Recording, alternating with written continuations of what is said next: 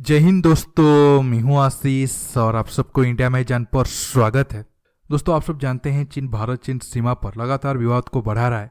लद्दाख में तो तकरीबन 1.5 साल से विवाद है ही। इसके साथ साथ उत्तराखंड, सिक्किम और अरुणाचल प्रदेश एरिया में भी चीन विवाद को बढ़ाने की कोशिश कर रहा है। आप सब जानते हैं अगस्त 30 तारीख को चीनी सेना उत्तराखंड के बाराहोती एरिया में घुसने की कोशिश की थी। अब खबर यह है, पिछले हफ्ते चीन अरुणाचल प्रदेश की तवांग एरिया में तकरीबन 200 के करीब जवानों को भारत की सीमा के अंदर भेजा था, लेकिन इंडियन आर्मी तैयार थी और कुछ घंटे तक, मीडिया रिपोर्ट ऐसा है, कुछ घंटे तक 200 के करीब चीनी सेना को एक तरीके से हिरासत में लिया था और बाद में बातचीत के बाद वो सेना को जाने दिया। आज मैं इसी टॉपिक पर बात करूंगा। इसके साथ साथ चीन विवाद तो सीमा पर बढ़ा रहा है, लेकिन उनके जो चॉकलेट सोल्जर है वो ये जो सीमा पर हार्ड वेदर कंडीशन है उसको झेल नहीं पा रहे हैं। इसलिए चीन अपना जो वेस्टर्न थिएटर कमांड है जो भारत के साथ लगा हुआ है, उसका जो कमांडर चीफ है पिछले 9 महीने में 3 बार चेंज कर चुका है और उनका एक कमांडर का जान भी चला गया है। वीडियो के आखिर में ये टॉपिक पर भी आप सबके साथ बात करूंगा। जानने के लिए आप आखिर तक की वीडियो को देखते रहिए और ज़्यादा से ज़्यादा लाइक शेयर करना बिल्कुल मत भूलिए।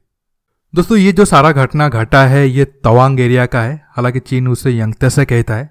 आप अब मैप में देख सकते हो तवांग कहाँ पर है। अरुणाचल प्रदेश और भूटान से लगा हुआ ये एरिया है और तवांग पर चीन का गंदी नज़र बहुत पहले से है। जब 1962 वार हुआ था तब चीन ना सिर्फ अक्साई चीन बल्कि अरुणाचल प्रदेश के बहुत सारे एरिया, मतलब आप 70-80% समझ सकते हो, उतना बड़े एरिया पर कब्जा कर चुका था। लेकिन बाद में जब अमेरिकन सपोर्ट आया, अमेरिका अपना एयरफोर्स भेजा था, तब चीन डर कर वो सब एरिया पीछे छोड़कर चला गया। और एक तरीके से ये चीन का प्लान बहुत सालों से है। आप सब जानते हैं चीन सलामी स्लाइसिंग मेथड बहुत सालों से यूज करता है ताकि जो ओपोनेंट है वो ज़्यादा भड़के मत, मतलब 2 स्टेप आगे आओ नेगोशिएशन में, 1 स्टेप पीछे चले जाओ और आपको 1 स्टेप फायदा हुआ और आपकी जो अपोजिशन है उसे भी लगेगा चलो मैं 2 स्टेप खो रहा था, अभी तो 1 स्टेप कम से कम मेरे पास है।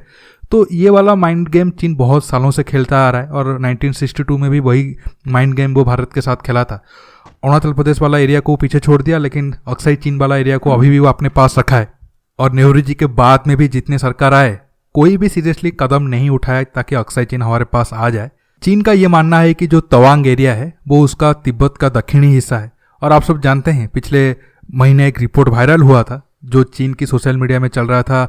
चीन का प्लान है 2030-40 तक वो कैसे भी करके अरुणाचल प्रदेश को अपने हिस्से में लेंगे। उस पर तो मैंने आपको एक डिटेल से वीडियो बताया था। सिर्फ भारत ही नहीं, ताइवान, जापान, साउथ चाइना सी में बाकी देश, रसिया, मंगोलिया, बहुत सारे देशों पर चीन आने वाले 30-40 साल में जंग करने वाला है। और एक तरीके से आप कह सकते हो चीन दुनिया का एक लौता और सबसे शक्तिशाली सुपर पावर के तौर पर आगे प्रेजेंट करना चाहता है। हालांकि ये कितना कामयाब होगा या फिर नहीं होगा ये आने वाले टाइम में पता चल जाएगा। अगर हम तवांग के ऊपर फिर से वापस आते हैं, तवांग धार्मिक नज़र से भी एक बहुत इंपॉर्टेंट एरिया है। जो बुद्धिज्म को फॉलो करते हैं उनके लिए तवांग एक बहुत बड़ा इंपॉर्टेंट एरिया है। इसी वजह से चीन चाहता है कि तवांग वाला एरिया अगर उसके पास आ जाए, इस वजह से चीन ये भी चाहता है अगर तवांग उसके पास हो गया तो तिब्बत में भी जितने बुद्धिस्ट लोग हैं उनके ऊपर भी एक तरीके से कंट्रोल करना उसके लिए आसान हो जाएगा। अब हालांकि कुछ मीडिया रिपोर्ट ये दावा कर रहे हैं जो 200 के करीब चीनी सैनिक भारत की सीमा के अंदर आए थे उनको कुछ टाइम तक हिरासत में लिया गया था, लेकिन बाद में मीडिया रिपोर्ट ये कर रहा है कि इंडियन आर्मी ने ऐसा कुछ खबर को डिनाई किया है।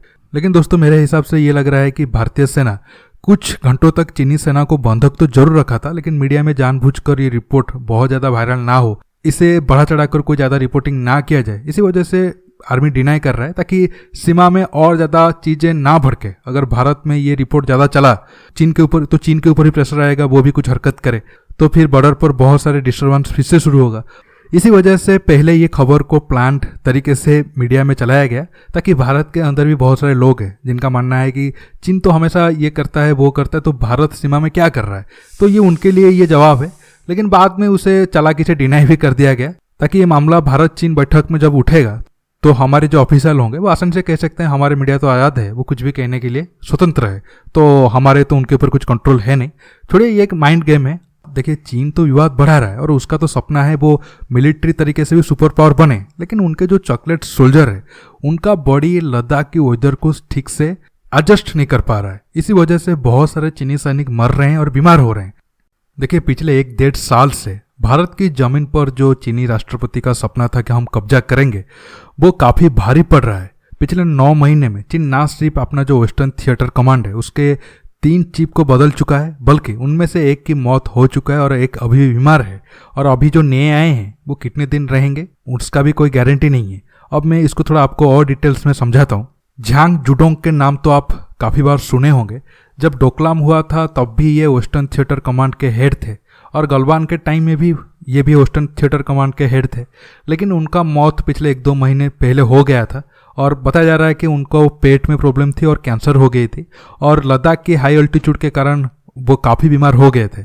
इसी वजह से उनको लद्दाख या फिर तिब्बत से हटाकर बीजिंग भेजा गया था। बीजिंग में जनरल झांग को चाइना की जो कम्युनिस्ट पार्टी की रणनीतिक डिपार्टमेंट है वहां पर उनको तैनात किया गया था।